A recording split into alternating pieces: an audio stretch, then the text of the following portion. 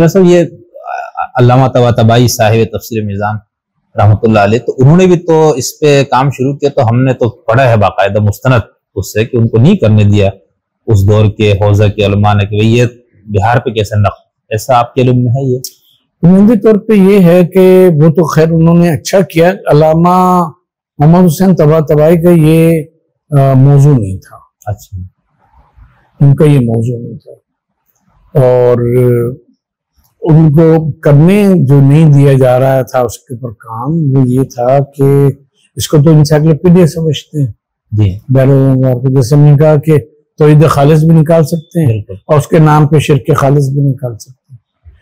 تو یہ ہے کہ جو چیزیں اسی لیے آپ دیکھیں کہ وسائل الشیعہ اور بہار ہم اثر ہیں۔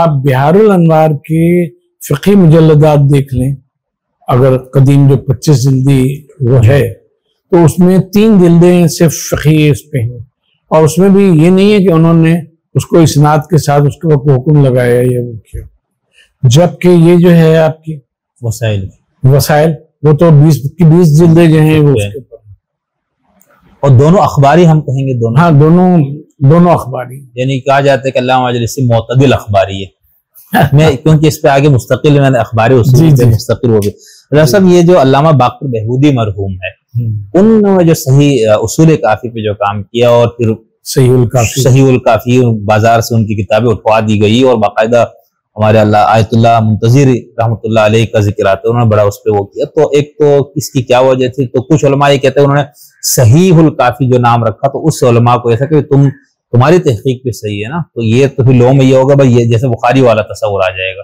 کہ صحیح الکافی میں ہے تو وہ صحیح ہے، تو یہ وجہ مخالفت تھی، یا کہ اصول کافی پہ بندہ کیسے ہاتھ ڈال رہا ہے، یہ مسئلہ تھا؟ اور آپ ان کے اس مجموعی کام کو کس نظر سے دیکھتے ہیں؟ دیکھیے اصل میں بات یہ ہے کہ جیسے ہم نے اثناء گفتگو میں کسی وقت کہا کہ جو محدث ہے وہ اپنے کچھ اصول قرار دیتا ہے، کسی حدیث کو صحیح قرار دے رہے ہیں۔ جیسے ہم نے عرض کی کہ امام بخاری کا کرائٹیریا بڑا سخت ہے، مسلم کا اس سے تھوڑا نرم ہے، ترمذی شاگرد ہیں ان دونوں کے، ان کا ان دونوں سے نرم ہے، لیکن اس کی حدیث کو وہ صحیح کے طور پر پیش کرتے ہیں، اختلاف روایت کو بھی، اختلاف اسناد کو بھی بیان کرتے ہیں۔ اس لیے جب یہ کہا جاتا ہے کسی حدیث کے لیے، مثلا ہم کہیں، ہم سمجھیں کہ کوئی عالم، ہم طالب علم پھر کہے کہ یہ حدیث صحیح ہے، اس کا مطلب یہ ہے کہ میرے معیار کے مطابق صحیح جو میں نے قرار دیا، ٹھیک ہے، ہو سکتا ہے دوسرے کے معیار کے مطابق وہ صحیح نہ ہو، یا ہم ضعیف قرار دیتے ہیں کسی حدیث کو تو وہ ہم نے جو ضعیف کا معیار رکھا ہوا ہے ہم اس کے مطابق ضعیف قرار دیتے ہیں۔ ہو سکتا ہے دوسرے کے نزدیک وہ حدیث صحیح کے اگر درجے پہ نہیں تو کم از کم حسن اور موثق کے درجے پہ، ٹھیک ہے نا۔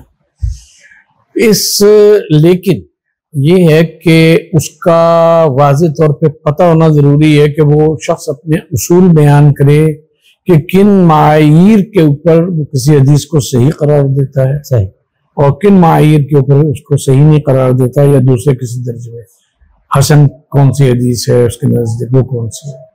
تو علامہ باقر بہبودی نے اس بات کی وضاحت نہیں کی۔ اچھا، انہوں نے سنا، ہم نے یہ کہیں پڑھا تھا کہ انہوں نے صرف سند کو سندی اعتبار سے کو بنایا ہے، لیکن اس کے اصول تو ہے نا، صحیح، جی بالکل، اس کو قرار دینے کے، صحیح قرار دینے کے سند تو سبھی دیکھتے ہیں۔ تو انہوں نے مقدمہ وغیرہ میں وضاحت نہیں کی؟ مقدمہ تو اس میں نہیں ہے، لیکن ان کی ایک علیحدہ سے کتاب ہے معرفت الحدیث کے نام سے۔ اچھا، ہاں جی، اس میں انہوں نے اصول حدیث پہ کچھ وضاحت کچھ نہیں کی، ایسی کوئی خاص نہیں ہے کہ جس سے یہ سمجھا جا سکے۔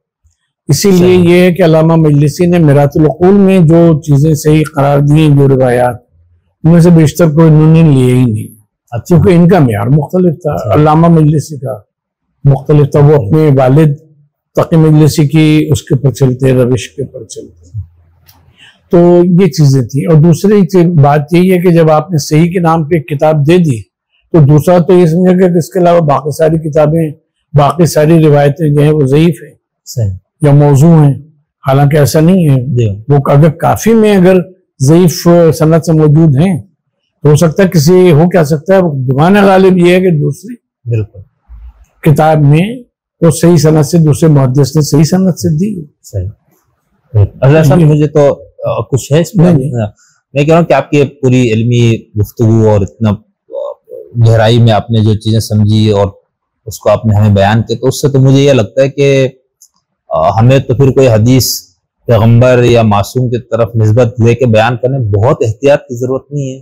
بہت احتیاط کی ضرورت ہے. اور ہم تو ہمیشہ یہ کہتے ہیں او کما قال، جیسے اہل سنت کے وہاں بالکل وہ جو کہتے ہیں عن رسول اللہ صلی اللہ علیہ وسلم، یہ او کما قال، یہ جیسا آپ نے فرمایا. یہ ہم یوں بھی کہہ سکتے ہیں کہ بھائی مثال یعنی آپ کے اپنی تحقیق مطابق مثال ایک حدیث صحیح بھی ہے، اس میں بھی آپ اگر احتیاطاً ہم یہ کہیں کہ بھئی یہ بات پیغمبر کی طرف یا امام کی طرف منسوب ہے، یہ کہنے میں کوئی حرج تو نہیں ہے، احتیاط کی وجہ سے ہم کہنا چاہ رہے ہیں نا. یعنی سننے والا جو عامی ہے میرے جیسا، اس کو یہ نہ لگے نا کہ قطعی یعنی قرآن کی طرح جس طرح اس کی کیا کہتے ہیں کہ عمومی معایر کے مطابق یہ صحیح قرار پاتا. صحیح.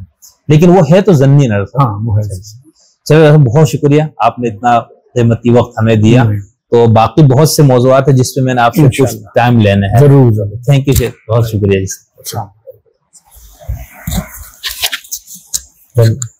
کتنا لمبا ہو گیا.